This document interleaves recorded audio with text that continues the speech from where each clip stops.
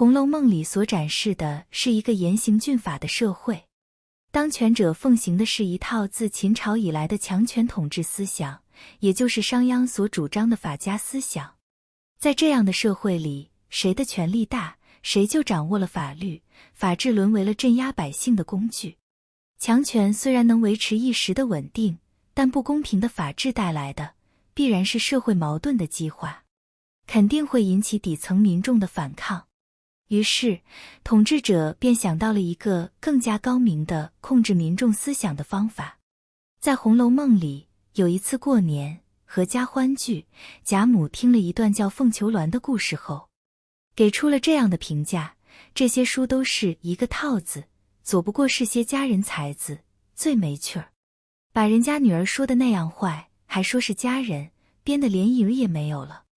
开口都是书香门第，父亲不是尚书就是宰相，生一个小姐必是爱如珍宝。这小姐必是通文之理，无所不晓，竟是个绝代佳人。只一见了一个清俊的男人，不管是亲是友，便想起终身大事来，父母也忘了，书里也忘了。鬼不成鬼，贼不成贼，哪一点是佳人？便是满腹文章，做出这些事来，也算不得是佳人了。薛姨妈听后也笑说，这正是大家的规矩，连我们家也没这些杂话给孩子们听见。贾母的这一番话，正吻合了之前宝钗劝诫黛玉不要读《西厢记》之类的杂书的话。宝钗对黛玉说，咱们女孩家不认得字的倒好，作诗写字等事，原不是你我分内之事，究竟也不是男人分内之事。男人们读书明理，辅国治民，这便好了。你我只该做些真直纺织的事才是，偏又认得了字，既认得了字，不过捡那正经的看也罢了。最怕见了些杂书，移了性情，就不可救了。令我们读者感到惊讶的是，黛玉听完宝钗的话，不仅深表认同，且一改往日对宝钗的态度，认定了宝钗是真心的关怀她，自此两人情同姐妹。如果说宝钗对黛玉的劝诫是出于疼爱，那么贾母作为黛玉的监护人，她的这一番话则含有警示的意味。心思敏感的黛玉当然听出了贾母的弦外之音，迅速领会了贾母的意图，并立即做出了反应，刻意疏远了宝玉。在另一边，宝玉挨打后，袭人也曾向王夫人谏言，她说如今二爷也大了，里头姑娘们也大了，况且林姑娘宝姑娘又是两姨姑表姊妹，虽说是姊妹们，到底是男女之分，日夜一处起坐不方便，由不得叫人悬心，便是外人看着也不像。二爷素日性格，太太是知道的，他又偏好在我们队里闹，倘或不防，前后错了一点半点，不论真假，人多口杂，那起小人的嘴有什么避讳？心顺了，说的比菩萨还好，心不顺，就贬得连畜生不如。二爷将来倘或有人说好，不过大家直过没事，若叫人说出一个不好字来，我们不用说，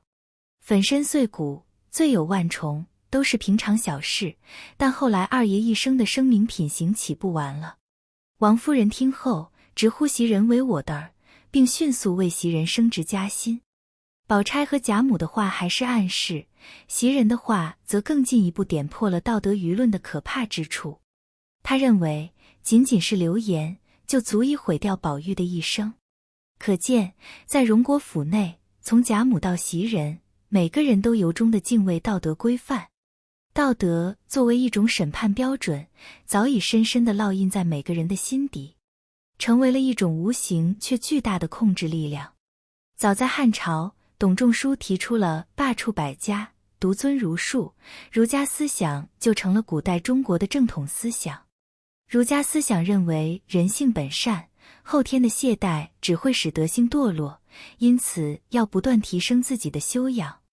完善自己的道德，最终达到至善的境界。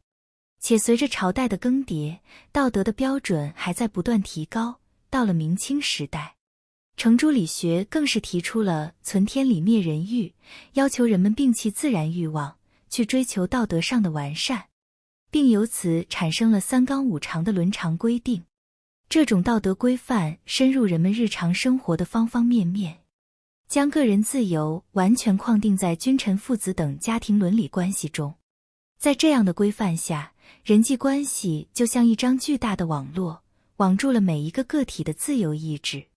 最终形成了一个只讲关系不讲原则的人情社会。这种做法非常巧妙地利用了人的社会属性，使得个人的反抗精神在萌芽之前就先受到来自社会和家庭的道德审判，化解了残酷的法治镇压所能激起的强烈的民间反抗。且长期的伦理道德的教化，使得民众对伦理纲常产生了一种近乎宗教式的虔诚，以至于道德成了某种约定俗成的禁忌。